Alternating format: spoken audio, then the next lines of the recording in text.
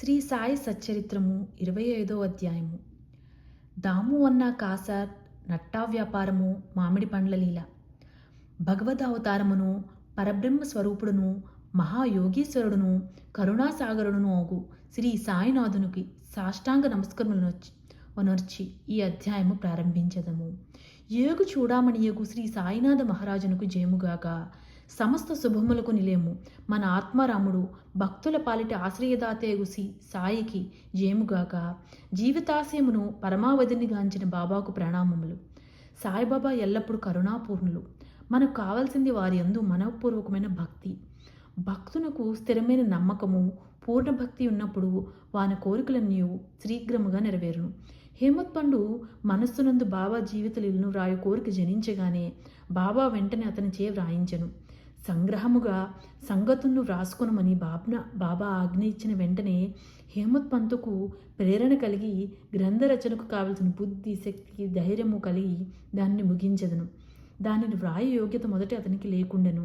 కానీ బాబా దయాపూర్తియగు ఆశీర్వచనములచే దాన్ని అతడు పూర్తి చేయగలిగెను.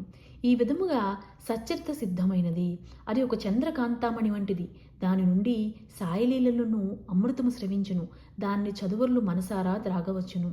భక్తునకు సాయియందు పరిపూర్ణమైన హృదయపూర్వకముకు భక్తి కలిగినప్పుడు దుఃఖముల నుండి, అపాయముల నుండి బాబా కాపాడి రక్షించుండెను. వారి యోగక్షేమములు బాబా చూచుచుండెను. అహ్మద్ నగరు నివాసియగు ప్రస్తుతం పూనావాసి దామోదర్ సావల్ రామ్ రాసనే కాసార్ ఉరఫ్ దాము అన్నా కదా పైన పేర్కొన్న వాక్యమునకు ఉదాహరణగా దిగువనివ్వబడింది. దాము అన్న 6వ అధ్యాయంలో శ్రీరామనవమి ఉత్సవ సందర్భముగా ఇతను గూర్చి చెప్పితిమి. చదువురులు దాన్ని జ్ఞప్తి ఎంచుకొని ఇందురు. అతడు 1897 సంవత్సరమున శ్రీరామనవమి నాడు ఉరిసి ఉత్సవము ప్రారంభించినప్పుడు షిరిడీకి పోయెను. అప్పటి నుండి ఇప్పటి వరకు అలంకరించిన పతాకం ఒకటిని కానుకగా ఇచ్చుచున్నాడు. అదీను కాక ఉత్సవములకు వచ్చి బీదలకు అన్నదానం చేయుచున్నాడు. అతని జట్టి వ్యాపారంలో ఒకటి ప్రత్తి. ముంబై స్నేహితుడు ఒకడు దాము అన్నాకు పత్తిలో జట్టి వ్యాపారం చేసి భాగస్వామిగా సుమారు 2 లక్షల లాభం సంపాదించవలని వ్రాశాను.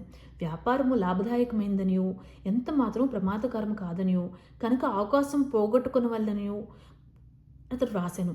దాము అన్న ఈ బేరం చేయుటియా మానుటియా అన్న ఆందోళనలో పడెను.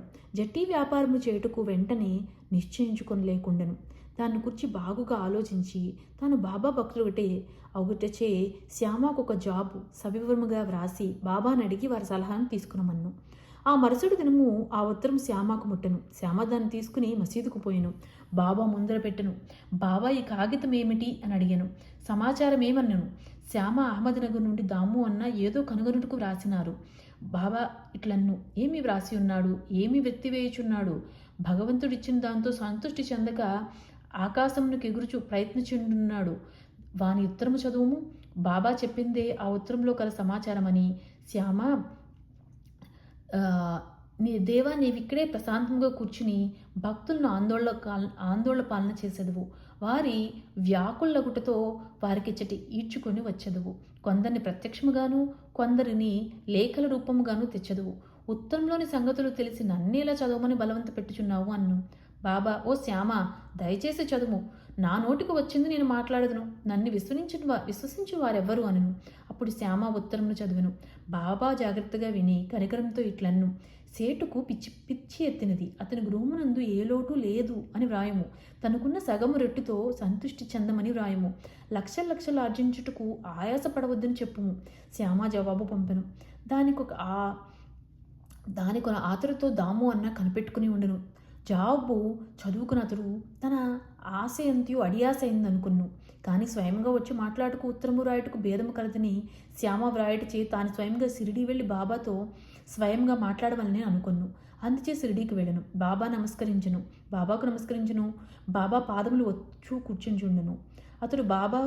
అతనికి బాబాను బహిరంగంగా జట్టి వ్యాపారం కూర్చోటకు ధైర్యం లేకుండాను. బాబా సహాయపడినచో వ్యాపారంలో కొంత లాభము బాబాకి ఇచ్చినచో బాగుండను అనుకున్నాను. ఇటు రహస్యంగా దాము అన్న తన మనసులో అనుకున్నాను. బాబాకు తెలియందేమీ లేదు. అరచేతులను ఉసిరికాయ వలె భూత భవిష్యత్ వర్తమానంలో కూడా బాబా తెలుసుకునేవారు. బిడ్డకు తీపి వస్తువులు కావలేను కానీ తల్లి చేదు మాత్రలు ఇచ్చెను.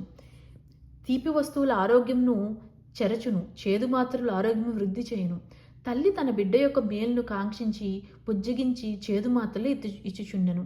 బాబా దయగల తల్లి వంటివారు, తన భక్తుల భవిష్యత్ వర్తమానముల లాభములను కూర్చి బాగుగా తెలిసినవారు. దాము అన్న మనసును కనిపెట్టి బాబా ఇట్లన్ను, ప్రపంచ విషయంలో తగులుకొనుటకు నాకు ఇష్టం లేదు. బాబా యొక్క అసమ్మతి గ్రహించి దాము అన్న ఈ పన్ను మానుకొన్ను. ధాన్యముల బేరము. పిమ్మట దాము అన్న ధాన్యం వ్యాపారం చేయ తలపెట్టును. ఈ ఆలోచన కూడా బాబా గ్రహించి, నువ్వు 5 సేర్లు చొప్పున కొని 7 సేర్లు చొప్పున అమ్మవలసి వచ్చును, కనుక నీ వ్యాపారం కూడా మానుకొనమన్ను. కొన్నాళ్ళ వరకు ధాన్యము ధర హెచ్చుగానే ఉండును. కానీ 1 మాసము 2 మాసములు వర్షములు విశేషంగా కురిసెను. ధరలు హఠాత్తుగా పడిపోయాను. ధాన్యమును నిల్వ చేసిన వారందరూ నష్టపడిరి. ఈ దురదృష్టం నుండి దాము అన్న కాపాడబడ్ను. ప్రతి జట్టి వ్యాపారం కూడా కూలిపోయాను. ఆ దళారి ఇంకొక వర్తకుని సహాయంతో వ్యాపారం చేసెను. ముదుపు పెట్టిన వారికి గొప్ప నష్టం వచ్చును. బాబా తన్ను 2 సార్లు గొప్ప నష్టం నుండి తప్పించనని దాము అన్నాకు బాబా ఎందు నమ్మకం హెచ్చెను. బాబా మహాసమాధి చెందు వరకు నిజమైన భక్తుడుగా ఉండెను. వారి మహాసమాధి పిమ్మట కూడా ఇప్పటికీ భక్తితోనున్నారు. ఆమ్ల లీల. మామిడి పండ్ల చమత్కారము. ఒకనాడు 300 మామిడి పండ్ల పార్సిల్ వచ్చెను. రాళ్ళే అయిన మామలతాదారు గోవా నుంచి శ్యామా పేరున ఆ పండ్లను బాబాకు పంపెను. అది తెరిచినప్పటికీ పండ్లన్నీ బాగానే ఉండును. అది శ్యామ స్వాధీనంలో పెట్టింది. అందులో 4 పండ్లు మాత్రమే బాబా కొలంబలో పెట్టెను. ఈ 4 దాము అన్నాకు అవి అక్కడనే ఉండవలను అనెను. దాము అన్నాకు 2 భార్యలు కలరు, కానీ అతనికి సంతానం లేకుండాను. అనేక జ్యోతిషులను సంప్రదించారు. అతడు కూడా జ్యోతిష్యం కొంతవరకు చదివెను. తన జాతకంలో దుష్టగ్రహ ప్రభావం ఉండుటచే అతనికి సంతానం కలుగుకు అవకాశం లేదనుకొన్ను. కానీ అతనికి బాబా ఎందు మిక్కిలి నమ్మకము కలదు. మామిడి పండ్లందరూ 2 గంటలకు అతడు షిరిడీకి చేరి బాబాకు నమస్కరించుచు పోగా బాబా ఇట్లను, అందరూ మామిడి పండ్ల వైపే చూచుచున్నారు, కానీ అవి దాము కొరకు ఉంచినవి కావున దామ్య తిని చావవలను. దాము ఈ మాటలు విని భయపడ్ను. కానీ మహల్సాపతి బాబా ముఖ్య భక్తుడు దాన్ని ఇట్లు సమర్థించెను. చావు మనది అహంకారమును కూర్చి, దాన్ని బాబా ముందు చంపుట యొక్క ఆశీర్వాదము. బాబా అతనితో ఇట్లా నీవు తినవద్దు, నీ చిన్న భార్యకిమ్ము. ఈ ఆమ్ర లీల ఆమెకు 4 కొడుకులను 4 కుమార్తెలను ప్రసాదించుము. దాము ఆ ప్రకారమే చేసెను. కొంతకాలంకు బాబా మాటలు నిజమేను, జ్యోతిష్కుని మాటలు ఉత్తమాయను. బాబా మాటలు వారికి సమాధి పూర్వమే కాక ఇప్పుడును కూడా మహాత్మ్యమును స్థాపించుచున్నది. బాబా ఇట్లను, సమాధి చెందినప్పటికీ నా సమాధిలో నుంచి నా ఎముకలు మాట్లాడును. అవి మీకు ధైర్యము విశ్వాసమును కలిగించును. మనవపూర్వకంగా నన్ను శరణొచ్చిన వారితో నా సమాధి కూడా మాట్లాడును. వారి వెన్నంటు కదలను. నేను మీ వద్ద నుండనేమో అని మీరు ఆందోళన పడవద్దు. నా ఎముకలు మాట్లాడుచు మీ క్షేమను కనుగొనిచుండెను. ఎల్లప్పుడూ నన్నే జ్ఞప్తించుకొనుడు. నా ఎందే మనఃపూర్వకంగా హృదయపూర్వకంగా నమ్మకం ఉంచుడు. అప్పుడే మీరు మిక్కిలి మేలు పొందెదరు. హేమత్ పండు ఈ అధ్యాయంలో ఒక ప్రార్థనతో ముగించుచున్నారు. ప్రార్థన. ఓ సాయి సద్గురు, భక్తులు కోరికలు నెరవేర్చు కల్పవృక్షమా, మీ పాదములు మేమన్నటికీ మరువకుందముగాక, మీ పాదములెప్పుడు చూచుండదముగాక. ఈ సంసారమున చావు పుట్టుకలచే మమ్మల్ని మేము బాధపడుచుండిమి. ఈ చావు పుట్టుకల నుండి మమ్ము తప్పింపుము. మా ఇంద్రియముల విషయములపై పోనీయకుండా అడ్డుకొనుము. మా దృష్టిని లోపలికి మరల్చి ఆత్మతో ముఖాముఖి చేయమము. ఇంద్రియములు మనస్సు బయటకు పోము నైజము ఆపనంత వరకు ఆత్మసాక్షాత్మకు అవకాశము లేదు. అంత్యకాలమున కొడుకు కానీ భార్య కానీ స్నేహితుడు కానీ ఉపయోగపడరు. నీవే మాకు ఆనందమును మోక్షమును కలుగజేయవాడు. వివాదములందు దుర్మార్గపు పనుల ముందు మాకు గల ఆసక్తిని పూర్తిగా నశింపజేయను. నీ నామస్మరణ చేయుటకు జిహ్వ ఉత్సాహించుగాక. మా ఆలోచనలు అవి మంచివే అవుగాక, చెడ్డవే అవుగాక తరిమివేయము. మా గృహములను శరీరమును మరచినట్లు చేయము. మా అహంకారమును నిర్మూలింపుము. నీ నామమే ఎల్లప్పుడూ జ్ఞప్తించుకున్నట్టు చేయము. తక్కిన వస్తువులన్నింటినీ మరచినట్లు చేయము. మనశ్చాంచల్యమును తీసివేయవద్దు. దాన్ని స్థిరముగా ప్రశాంతముగా నుంచుము. నీవు మమ్మల్ని గట్టిగా పట్టించునుచో ఈ అజ్ఞానంధకారమును నిష్క్రమించును. నీ వెలుతురునందు మేము సంతోషముగా ఉండదము. మమ్మల్ని నిద్ర నుండి లేపము. నీ లీలామృతము తాగు భాగ్యము నీ కటాక్షము చేతును గత జన్మలో మేము చేసిన పుణ్యము వలన కలిగినది. నోటు. దాము అన్న ఇచ్చిన ఈ వాగ్మూలము ఈ సందర్భంగా గమనింపదగినది. ఒకనాడు అనేక మందితో నేను కూడా సాయిబాబా పాదముల వద్ద కూర్చుని ఉన్నప్పుడు నా మనసును 2 సంశయములు కలిగను. ఆ రెండింటికి బాబా ఇట్లు జవాబిచ్చను. సాయిబాబా వద్ద అనేక మంది గుమ్ముకూడుచున్నారు, వారందరూ బాబా వలన మేలు పొందెదరా? దీనికి బాబా ఇట్లు జవాబిచ్చను. మామిడి చెట్లు వైపు పూత పూసి ఉన్నప్పుడు చూడుము పువ్వులన్నీ పండ్లైనచు ఎంత మంచి పంటగును, కానీ అట్లు జరుగునా పువ్వుగానే చాలా మటుకు రాలిపోవును. గాలికి కొన్ని పిందెలు రాలిపోవును, కొన్ని మాత్రమే మిగులును. ఇది నా గురించి అడిగినది.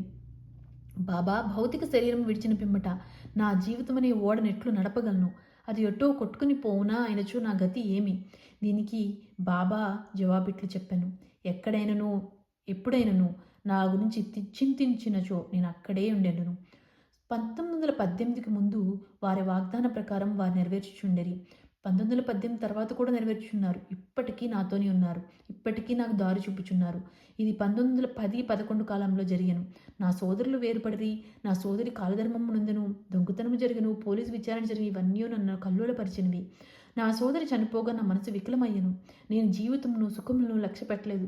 నేను బాబా వద్దకు పోగా వారు ఉపదేశంతో శాంతింపజేసి అప్పా కొలకరిని ఇంటిలో బొబ్బట్లో విద్దు గావించిరి.